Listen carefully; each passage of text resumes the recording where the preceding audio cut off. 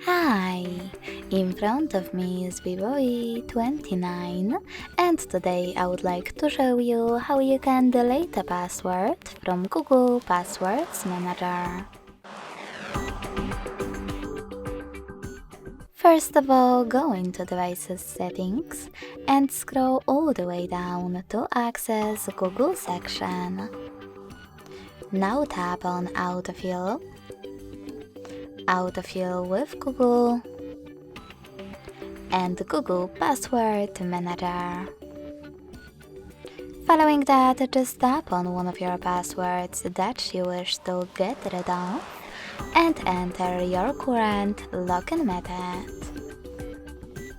Then click on Delete button next to the Edit one and confirm your choice in the pop-up.